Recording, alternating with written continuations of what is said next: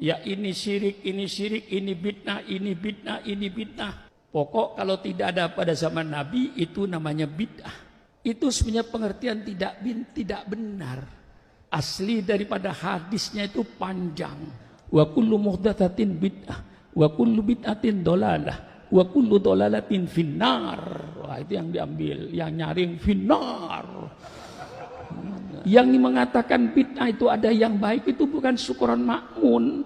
Jangan menghantam saya. Yang berkata bid'ah itu hasanah itu Sayyidina Umar Ibnul Khattab. Baca dalam kitab Fathul Bari.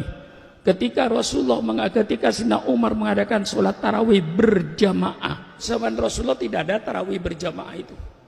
Semua tarawih sendiri-sendiri. Zaman Abu Bakar sendiri-sendiri. Melihat 12.000 penduduk Madinah. Sayyidina Umar mempunyai pikiran, alangkah indahnya kalau tarawih ini dibikin berjamaah. Diangkatlah seorang sahabat yang bernama Ubay bin Ka'ab. Itu imam tarawih yang pertama kali di dunia. Selesai tarawih begitu rapi, bagus. Di situ Sayyidina Umar berkata, inilah sebagus-bagus bid'ah. Kita sepakat bid'ah itu segala sesuatu yang tidak ada pada zaman Rasulullah. Cuman pertanyaannya, apakah segala sesuatu yang ada sekarang yang tidak ada zaman Rasul pasti jeleknya? Tentu akal sehat akan berkata belum tentu jelek, belum tentu baik. Bid'ahnya itu bertentangan dengan Quran dan Sunnah Nabi, tentu saja itu bid'ah dolalah. Sehingga bid'ah itu ada yang baik dan ada yang tidak baik. Orang ahli sunnah ini baca kitab. Ketika Saudi tahun 1923-24 terjadi pemberontakan Wahabi, mereka menang mengendalikan Saudi, memimpin Saudi, menang karena disokong Inggris Perancis. Ulama-ulama Indonesia yang ketika itu mondok di Mekah segera pulang dan bawa kitab-kitab itu.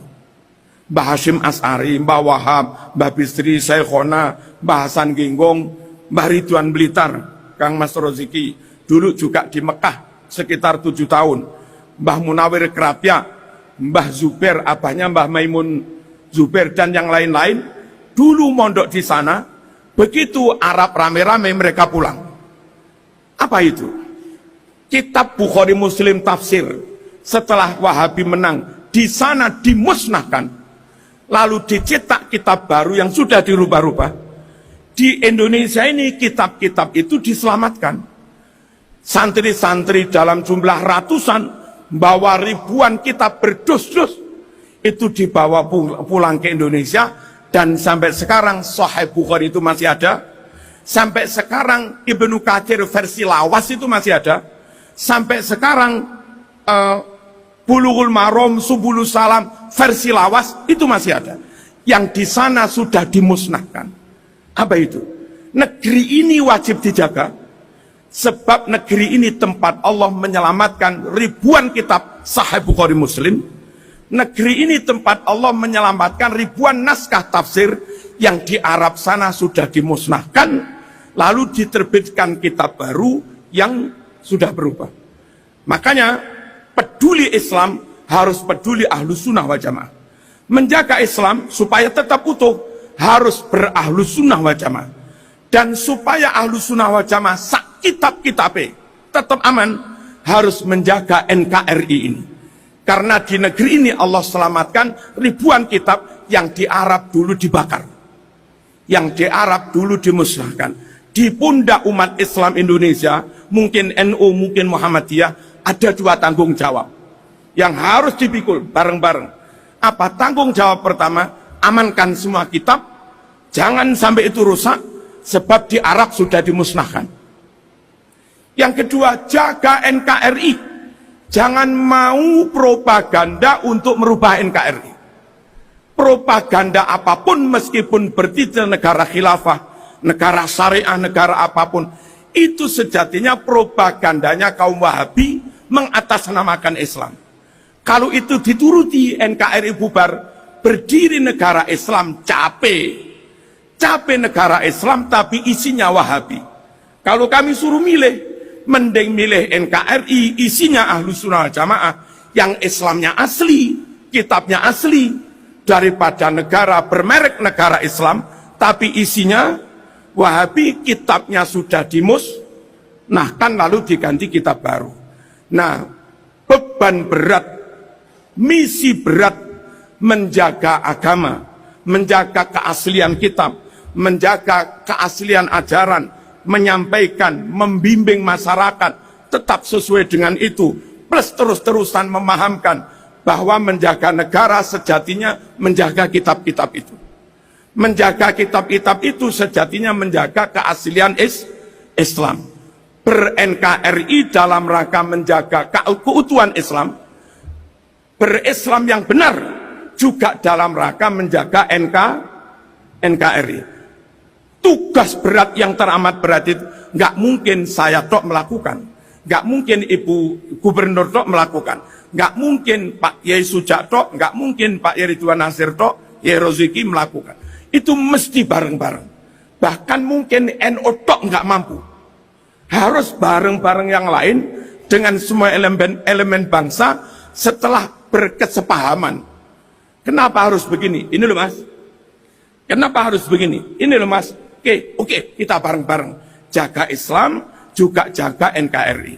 Makanya perlu berorganisasi, bahkan organisasi pun nggak bisa. Satu organisasi tok, mesti bermitra, mesti berta'awun, bersinergi dengan organisasi lain untuk menjaga keutuhan dan keaslian Islam dan menjaga NKRI harga mati. Allahumma shalli ala sayyidina Muhammad. Fitnatul Wahabiyah, ini kitab yang ditakuti oleh mereka, yang dikarang oleh Al-Alim Al-Alamah Syekh Ahmad bin Zaini bin Ahmad Dahlan Al-Makki, Mufti Mekah, pengarang kitab ini. Inilah yang menjadi guru ulamanya yang di Indonesia. Murid-murid beliau diantaranya pertama adalah Syekh Khalil Al-Bangkalani dari Madura, murid beliau. Yang kedua adalah Syekh Ahmad Khatib Al-Minangkabawi dari Minangkabau, Sumatera Barat, murid dari Syekh Ahmad bin Zaini bin Ahmad Dahlan. Yang ketiga adalah Syekh Nawawi Al-Bantani dari Banten. Dan banyak murid-murid yang lain, murid-murid beliau yang jadi ulama di Indonesia.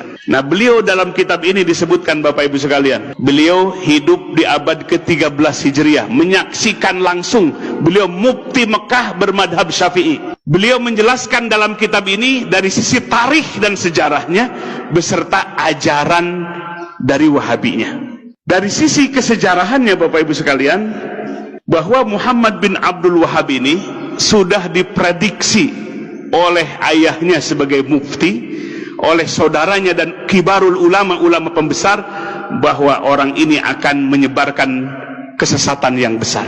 Sehingga terbukti Muhammad bin Abdul Wahab ini mengkafirkan orang-orang muslim. Wa tusila bizalika ila takfiril mukminin. Jadi mengkafirkan orang-orang yang beriman. Maka selain daripada yang mengikuti mazhabnya adalah musyrikin. Itu pandangannya. Sehingga Bapak Ibu sekalian, pertama, faza'ama ana ziyarata qabrin Nabi SAW, sesungguhnya dia menyangka berziarah ke kuburan Nabi, wa tawassuli bihi, bertawassul dengannya, wabil anbiya, dan kepada para nabi, wal aulia, dan kepada wali, wasolihin, dan orang-orang soleh, wa ziyarati quburihim, dan menziarahi kubur mereka, syirkun syirik. Jadi kita ziarah ke Wali Songo syirik, bertawasul syirik, yang suka tawasulan. Wa anna nidaan Nabi sallallahu alaihi wasallam inda tawasul, menyebut nabi, ya, nida kepada nabi, memanggil nabi dalam tawasul, syirkun syirik. Dulu Muhammad bin Abdul Wahab ini bekerja sama dengan seorang amir di mana? Di daerah Diryah. Ya, Diryah itu di sekarang Saudi Arabia, di Najd, ya, bekerja sama dengan seorang amir Ad-Diryah, namanya adalah Muhammad bin Saud, sehingga negaranya sekarang disebut Saudi Arabia. Nah, inilah kolaborasi antara Muhammad bin Abdul Wahab dengan Muhammad bin Saud. Yang satu ambisi kekuasaan, yang satu ambisi dengan pemahamannya, ingin menyebarkan pemahamannya. Sehingga di dalam sejarah, ke dalam kitab Fitnatul Wahabiyah ini, jumlahnya tidak terhitung yang dibunuh oleh pemahaman ini, dengan jumlah yang sangat banyak, karena memadukan kolaborasi antara penguasa dengan orang yang menyebarkan madhab Wahabi ini. Jumlahnya tidak bisa dihitung. Di Taif, di Jeddah, di Mekah, banyak manusia yang meninggal. Bahkan terakhir Bapak Ibu sekalian, ketika merebut Hijaz Mekah dan Madinah, mereka menggunakan senjata Inggris untuk membunuh kaum muslimin. Dalam kitab ini, dan banyak kitab-kitab yang lainnya. Maka disebutkan dalam kitab ini, musibah terbesar yang menimpa umat Islam sepanjang sejarah umat Islam adalah fitnahnya Wahabi ini. Maka sekarang Bapak Ibu sekalian, mereka ganti kulit, nggak mau disebut Wahabi, maunya disebut Salafi. Padahal paham yang mereka pelajari dan kitab-kitab inilah yang mereka pelajari semua. Jadi Bapak Ibu sekalian, ini sungguh memprihatinkan. Kenapa? Karena mereka menggunakan pemahaman seperti ini. Pemahaman yang merusak, yang membelah-belah kekuatan umat Islam, yang memecah belah kaum muslimin. Kaum muslimin disebut orang musyrik, bahkan lebih syirik dibandingkan dengan Abu Jahal dan Abu Lahab. Sungguh kejam Bapak Ibu sekalian paham ini. Bagaimana kalau anak-anak kita mesantren di tempat itu melahirkan orang-orang yang kasar, yang radikal seperti itu. Maka oleh sebab itu kita jangan kecolongan. Kita bukan memecah belah umat, tapi mereka yang memecah belah umat dengan kitab-kitab yang dihadirkan dan pergerakan dakwah mereka, terutama di Indonesia setelah Presiden Soeharto lengser. Mereka berleluasa, biaya dana yang besar dari Saudi Arabia, dari Kuwait, dari Qatar masuk ke Indonesia untuk menggerakkan, menyebarkan pemahaman ini. Maka oleh sebab itu Bapak Ibu sekalian, kita sebagai warga ahli sunnah wal jamaah, warga Nahdiyin, punya kepedulian besar untuk melindungi umat dari pemahaman yang radikal seperti ini. Takfirul mukminin, mengkafirkan orang-orang yang beriman. Maka oleh sebab itu Bapak Ibu sekalian, di tempat yang mulia ini, di Yaumil Ijtima ini, bukan tidak beralasan kita mencegah mereka, sangat beralasan, karena kita lihat langsung kitab-kitabnya, bukan katanya kolak wakila, tapi langsung dari sumber-sumber ajaran mereka. Dan terbukti dari poin-poin yang tadi disebutkan, ini semua adalah pemahaman yang sudut, yang keluar dari sawadul a'lam, yang keluar dari manhaj Ahlussunnah wal Jamaah. Kita dicabik-cabik persaudaraan kita. Maka oleh sebab itu, kita bukan karena kebencian. Ingat Bapak Ibu sekalian, bukan kebencian kepada mereka, tapi pemahaman mereka lah yang syad, yang keluar dari sawadul a'dham, dari mayoritas umat ini.